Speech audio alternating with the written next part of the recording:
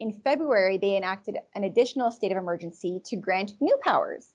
And this bill, Bill 100, takes those powers and makes it permanent into law, no expiry date. And some of those things is arrest without a warrant. They're allowing for vehicle suspensions for up to 30 days, where they take your vehicle away, whether it's a commercial vehicle or a personal vehicle. They can suspend your driver's license, take away your plates for 14 days. And if they, take away your vehicle, you have to pay these costs. And it is what it does, Tamara. It's putting a chill on free speech. This is exactly what this is. And this bill, if you look at it, it's fairly short. It's a couple pages long. Tamara Ugolini here with Rebel News. And under the alleged progressive conservative government led by Premier of Ontario Doug Ford, Ontarians have seen repeated squashings of the democratic process by way of sneaky legislation and Orwellian worded bills. A mere 4 years ago, Doug Ford campaigned on a For the People platform.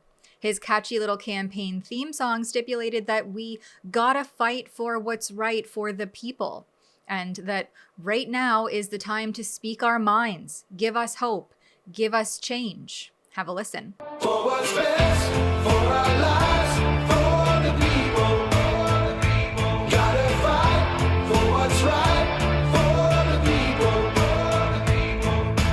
right now is the time, we gotta speak our minds, bring us hope, bring us change for the people.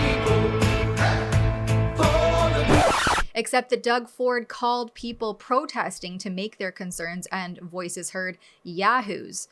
We have, a bunch of yahoos out in the front of Queen's Park sitting there protesting that the place isn't open. And was silent throughout the numerous atrocities that took place on protesters throughout the various stay-at-home orders and lockdown measures imposed by his very government since April 2020.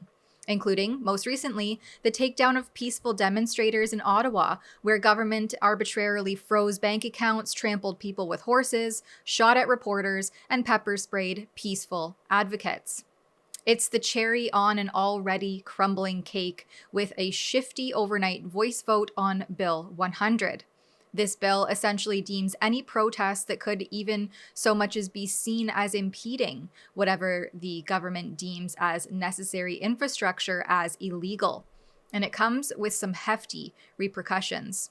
Joining me now to discuss this piece of legislation is MPP for the New Blue Ontario Party, Belinda Karahalios. Well, first and foremost, how did Bill 100 go on to receive royal assent? And, how was the democratic process of passing this legislation upheld, or rather not?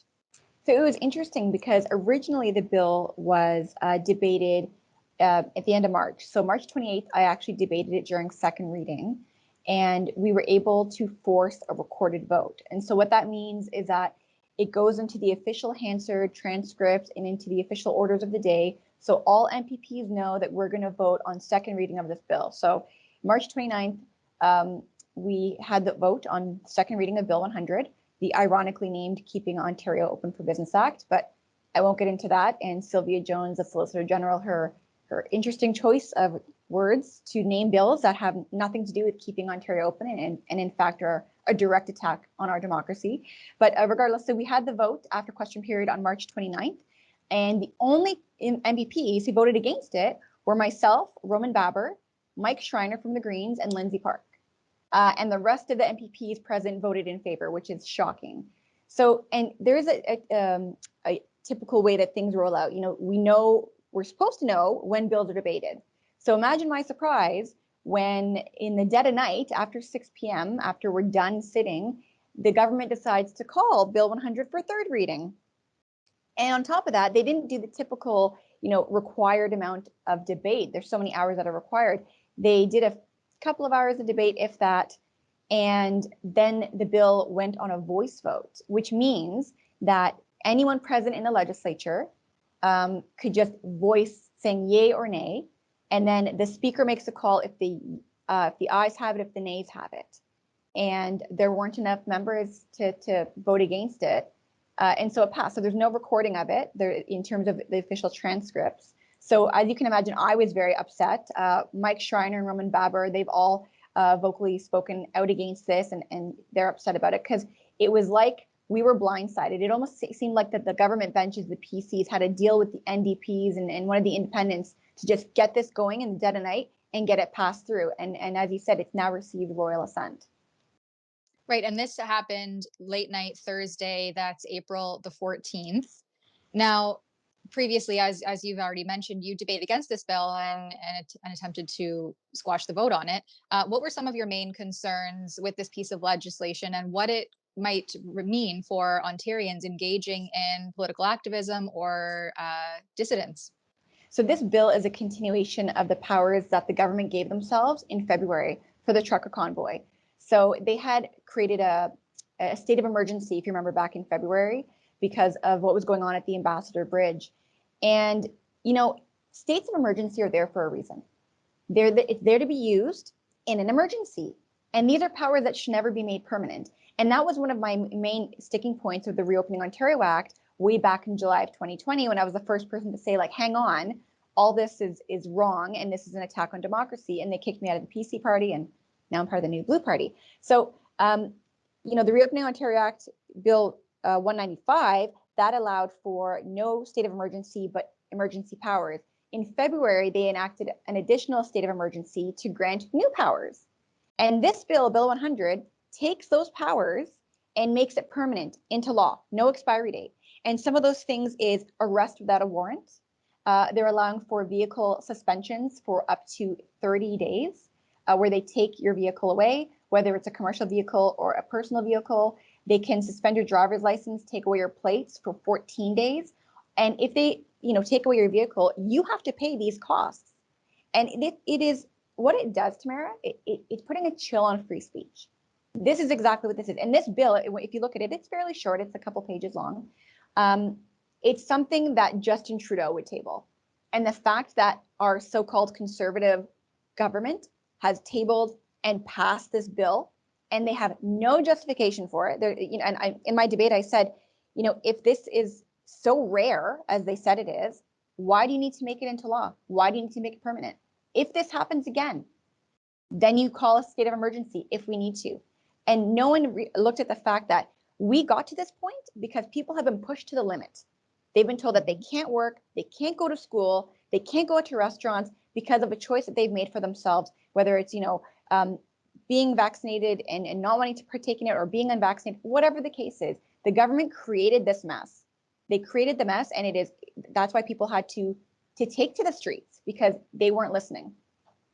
Well, and so many people who have reached out to their elected officials or demonstrated in front of parliamentary buildings or their town halls or the legislature, they have been entirely ignored for 2 full years.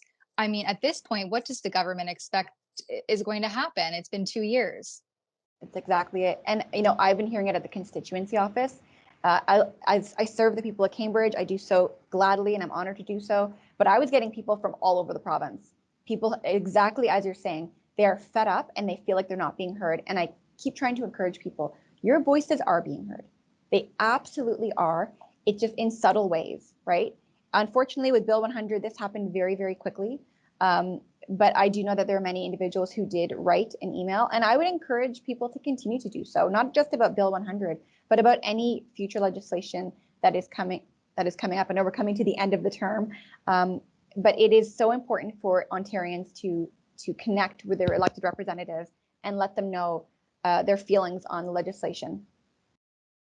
Now, I just want to go back to the Reopening Ontario Act quickly because, you know, as we've seen with the Ford government, that they put these emergency measures in place without actual states of emergency, and then these laws pass so sneakily and without the democratic process. If you had a message for Ontarians how to get out of this revolving door of emergency legislation once and for all and uphold that democratic process, what would that be? So it's good news because there's another option now politically. So we have an election June 2nd.